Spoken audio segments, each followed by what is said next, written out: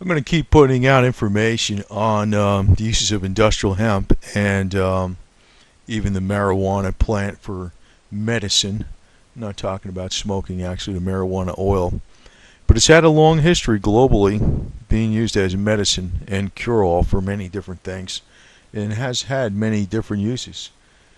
I do find that in many cases it's the most conservative, narrow-minded, fundamentalist type people, regardless of what religion they belong to, seem to be against this. And it's almost like they're brainwashed or they can't think. I don't understand what it is, but I really don't care to understand. I know is that I find it totally criminal that literally millions of people have died of cancer, and the industry, as you know, the medical industry has kept this from people just due to profit, simply due to that. But I always look at the religious type people where this is really their main support. When you look at the big business and you look at big pharma and you look at big oil, it's usually that. And actually I fall into that camp. I fall into the conservative, more leaning Republican type camp. I actually do. And I've never smoked this stuff at all, period. Never used it. But I actually see the truth to it. So that's why I'm going to start saying a lot more about this, because I think the problem is that the conservative, more religious or more fundamental religious type camp, very extremely conservative in a lot of cases, they don't want to think for themselves. They like the rules told to them. I realize this. So if somebody comes out with a big scam about why hemp or marijuana is evil, they believe it. And they don't want to listen to anybody that has any type of inkling, or they possibly will use marijuana. Maybe they have, I mean, even today it's not a big deal. It's probably, but I know back in the 60s, if a person had long hair, back then the conservatives would really never listen to a damn thing they said just because they had long hair back in the 60s. Now, obviously, I remember that very well, but that same type of attitude is still pervasive today. And really, the backbone behind the enforcement of all these draconian, moronic laws against hemp and medicinal marijuana is coming really from the most conservative, fundamental, quote-unquote, upright, religious type people. Because in fact, they're pretty ignorant. Or I don't know if they're not ignorant, they're pretty bad, they're not religious. I want to highlight some of this in the beginning with some things going back through the ages. And it shows a mindset that's really wrong with a lot of stuff. And actually, in a lot of ways, I don't like religion in a lot of ways because I find out they're not religious. That's my opinion. The unholy Roman Empire and the fear of hemp. Now, this is talking about the Holy Roman Empire, not the Roman Empire, ancient times. This was afterwards. But they're talking about the unholy alliance between politics and church, first allied under the banner of the Holy Roman Empire in the 4th century, which was after the Roman Empire. I'm going to post my references and links of where I'm getting this information from, and you can read the thing in its entirety. But it is quite interesting, and I want to keep pushing this information, for whatever it's worth, because I think it's actually worth the world. It's worth more than anything that's even out there on YouTube. No matter what they say, how important it is about the New World Order conspiracy or any other garbage out there, or any other trivia, or anything that's happening in economics, this actually is the solution to 99% of everything out there. Hemp, industrial hemp, and medicinal marijuana oil. But anyway, it goes on about talking about, the religious and political alliance. And the scriptures, of course, were written in, it goes on to state, the scriptures, of course, were written in a language that the common folk did not understand, were not allowed to learn at the time, leaving the few priests who could read it free to interpret the Bible in whichever way they pleased, which it did for about 1,200 years.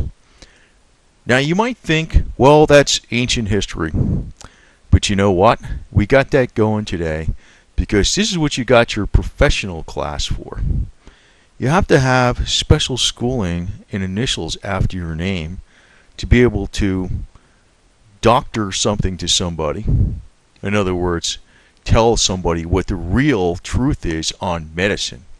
In other words, if you discover that you think nature may be the best route to take, no, that's incorrect because you have the high priest of medicine, we'll call it that way. Only he has the books. Only he has the knowledge, he or she. Only he or she has the knowledge. And they will tell you how it is. And nobody else can refute that. And goes on to state, during the Holy Roman Empire, these priests had been corrupted by the political powers. And in today, that's pretty much what you got. We got a different kind of priest. We got like a professional. We're corrupted by the political powers, and the people were subjected to threats of external hellfire to keep them in line, something not actually indicated in the Bible when viewed intelligently. Yeah, that's true. You know. To maintain the ignorance of the common folk, and thus their power over them, the authorities in monasteries banned and kept the secrets of hemp for themselves, afraid that the consequences of the common folk gaining access to paper and lamp oil for which they can educate themselves.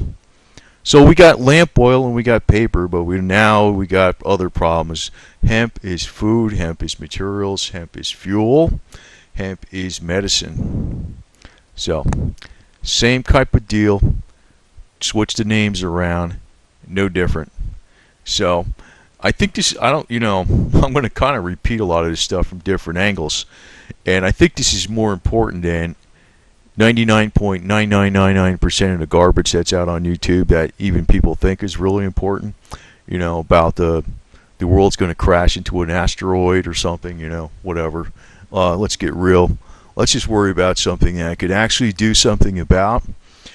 This is a timeline, and I kind of picked out some facts about either the medicinal values of hemp and I'll post a reference to this, but also the some of the attitudes towards hemp, and you can tell what the kind of resistance you're going to get. It's not exactly from the entrenched racket, that's part of it, but the main foot soldiers of the entrenched racket are usually these really ultra conservative type people that are told something that's a BS story. They believe it, and they're the ones that are stopping it. Try to educate them. Very difficult. Very, very difficult, because I just kind of wonder what kind of people they actually are. But anyway, talking about 70 AD, Greek physician Dioscorides, I think that is, wrote about the medical properties of cannabis in his medical books. And that, in other words, it's been known since the Greek times. Chinese physician also noted the medicinal properties of cannabis, Hatu, whatever I think his name is. During the Crusades, the Christians could not fathom how Hashini, whatever it was, so devoted, and it was attributed to drug use. Hashish got its bad reputation. So they made a bad association. Sometimes I get on with these religious people because it becomes not religion, it becomes superstition. And I don't know what they're thinking. Hemp flowers were first used as medicine in Europe. Persecution of witches began in Europe. This is 1484. And cannabis was demonized once again as it was an essential part of witchcraft. So there you go. But you understand what I'm making a point is the same type of mentality has existed throughout the ages. I call them religious nut jobs. I'm going to be playing about that because I don't think they're religious. I think they're freaking little petty dictators, to tell you the truth. And they don't want the truth. They don't want the truth. They're looking to rule over people's lives and implement laws that only they deem are essential. King Henry VIII issued a royal proclamation which imposed a fine on any farmer that did not set aside any sort of sum of his land for hemp production. So that was actually a positive note. But going back, if you can look into here, many cannabis medications and tinctures were being produced by pharmaceutical companies, which is around the age of 1880s. So it was being used widely in this country as a medicine. 1887, here's another nut job I consider. But you see, this mentality is something, it's like you're not going to educate these kind of people, because I don't know what it is. It seems to be they are the Nazis of the ages. They've been around, and whether they were, regular real Nazis, or whether they were religious Christian Nazis, or whatever the heck they were. And this guy seems to be some kind of white supremacist Supreme Court justice called Walter Ragg, which led a commission which declared that cannabis was dangerous to white rule and stability. 1887, supposedly after the Civil War. Another whack job, I consider. But these are the kind of people that are against hemp and against medicinal industrial. They're against industrial hemp, and they're against medicinal marijuana. I don't understand how you can actually reason with these people. They're just whack jobs. That's the way I look at it.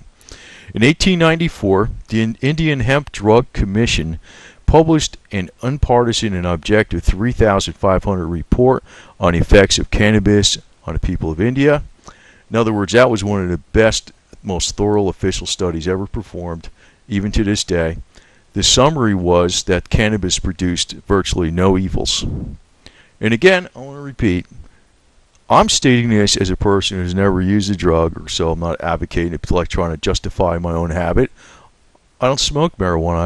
I just know that medicinal marijuana oil is hemp oil is actually a very, very vital product to the medicinal industry, but they won't use it due to the rackets they have. And one of the other problems we have is that they're foot soldiers, the elites, the medical rackets foot soldiers that actually stop this from coming about. A lot of times is these most conservative type, fundamentalist, narrow-minded people going, and they've been around for the ages.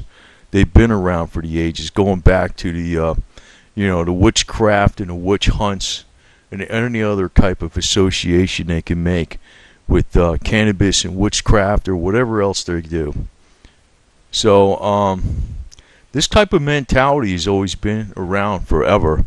So I think it requires a little more than education. It requires pure action. Alcohol was prohibited in America. This is 1919, and anti-drug lobbies were now in full force in an attempt to clean up America. And that was the moral crusade, which, another thing, backfired. Totally backfired. And, it was pushed as a moral crusade. I'll repeat this again. Actually, John D. Rockefeller gave $4 million to the women's suffrage movement, the Bible toters, to ban the sale and manufacture of alcohol to clean up America, where he was just looking to stop the farmers' competition with grain alcohol, which was in competition to his gasoline product from crude oil. So, as usual, the most morally justifiable in their heads, religious people get used like chumps. And they get used like chumps left and right. I don't understand it, but they always seem to be. 1920, Canada considered redrafting its narcotics laws. The police magistrate and feminist Emily Murphy was asked by Maclean's magazine to write several articles on Canada's drug problem. So she fabricated what she couldn't find and took information from American publications and relied heavily on hearsay. Justify her job and do whatever the heck she had to do to get the stupid message out that whatever her mind made up. So, another useful idiot, in short. In 1930, the Federal Bureau of Narcotics, later to become the DEA, Drug Enforcement Agency, came into existence to enforce drug laws, and Harry Anslinger was assigned first commissioner. At first, he only targeted cocaine and opium, But the Federal Bureau of Narcotics was soon in trouble as the Depression caused a major budget cut. Anslinger needed a new target, and it was marijuana. So he began to demonize it. With the unacclaimed help of William Randolph Hearst, who was popularized the word marijuana in his newspaper. Hearst had a big financial interest in the wood paper pulp industry, so he didn't like the competition from hemp. So he worked a lot of sensationalism and about the criminal substance undermining American culture. His sensationalism works extremely well in selling newspapers and attracted the attention of the white population. And I'm white, so whatever. I'm a freaking moron now. Marijuana possession was outlawed in Panama as the American troops situated in the Canal Zone had picked up the habit of cannabis smoking from the Mexicans. So basically, they made it into this big drug war against hemp, which is not legitimate because industrial hemp hardly has any THC, and that's actually the main product that we need to be producing in the United States. Now, if there's such a fear about marijuana and using marijuana oil, well, it's quite easy to just grow marijuana plants in a controlled environment that would maybe be fenced off by, say, an industry if they're fearful of people getting the product to use in an abusive way. And they could still grow the plants in a controlled environment and extract the oil and then use the oil to cure various ailments such as cancer and Parkinson's and all these other different ailments that are out there that it seems to be extremely effective against. So, just like anything, there's a lot of different pharmaceutical drugs out there that you can't get without a prescription. There's absolutely no reason you can't use medicinal marijuana or hemp oil with the high THC content get that available through prescription. But the problem is it's something that can't be patented, and once it was widely grown and widely used, the cost would come way down. And guess what? Well, you wouldn't really have a problem with the medical industry costs being so high anymore, would we? But I guess that's not the racket. The racket is actually keeping the cost as high as possible because it's going into somebody's pocket. In 1933, alcohol was re-legalized and emphasis switched from alcohol to drug use. 33 states had cannabis laws in place, so they all started jumping on a bandwagon. William C. Woodward of the American Medical Association strongly opposed the Marijuana Tax Act, which was in 1937, saying it had no scientific basis and it was rushed with undue haste. It didn't help that the American Medical Association was mostly Republican and the administration was Democratic, and I don't know if that matters because I think they're all about money, and thus the objections were overruled, and the bill was guided through the Senate by the chairman, who was a close friend of DuPont. And of course, DuPont had a major interest in trying to stop hemp and industrial hemp and medicinal marijuana because he's part of the chemical industry, which is all linked up with the crude oil industry.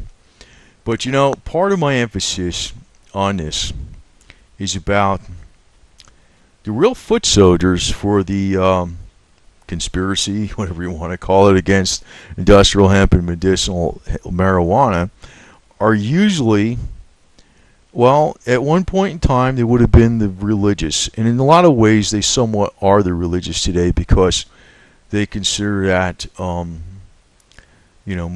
criminal because it's been deemed criminal. In reality, it's not criminal to use something to heal the body with.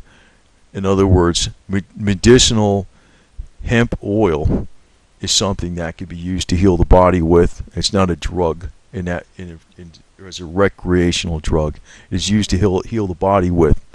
But I've noticed many times the most fundamental religious will never stick their neck out in a million years. They go to church every Sunday. But, it's almost like you get these stories out of the Bible left and right. If you see somebody half dying on the side of the street, they'll be in a rush to go to some place and not bother to help them, right? And that's kind of like the same situation you got with this industrial hemp, and you have this with the medicinal marijuana. But today we also have another class called the professional class, And they are basically like the high priest of old. You know, they're ruling over the masses, telling them what's right and what's wrong. And we have the professional doctor class. And they are basically held in place about, you know, you're going to burn in hell forever, or you're going to get your license thrown out or whatever, unless you comply with the way we want things. So it's not changed much in well over 1,000 years. It's just that some of the names have changed. But it's not primarily about education. I think people need to be more forceful in what they do, and support these different things. In other words, if hemp products are available, keep buying them. And I buy hemp oil and I buy the hemp seed from Canada, and so I'll use the hemp protein. I'll also use the hemp oil on food. And if I had cancer, I would definitely find a way to get medicinal hemp oil with the THC that is derived from the marijuana plant, regardless of what the legalities of it were, because it is a matter of life and death. And actually, if I know anybody that needs this, and it's it's a matter of life and death, you choose life over death. So they can justify their BS whatever they want. I could justify mine. So I'm a true advocate against this. This suppression of industrial hemp and medicinal marijuana. And I just want to point out, I am not a marijuana smoker, so I've never been in the so-called hippie class, as some of the conservatives call it, or whatever they want to call it. And I actually probably come more from the right-wing mentality than anybody. But I can think for myself, and I can see the truth of something. So that's just how it is. And believe me, I got in trouble plenty of times in front of different things for actually coming out, usually in a more tactful manner, against, either against something or for something that most people were sitting around like a pile of lemmings and keeping their mouth shut because it was conducive to their own careers. It kind of doesn't suit my character very well. So I don't know, I just kind of put this together really quick here for YouTube, but I think it's more important that this information gets put out on YouTube, more so than 99.999% of the stuff that's out there. This actually is the solution to most of the problems in the world. So take the ball and run with it.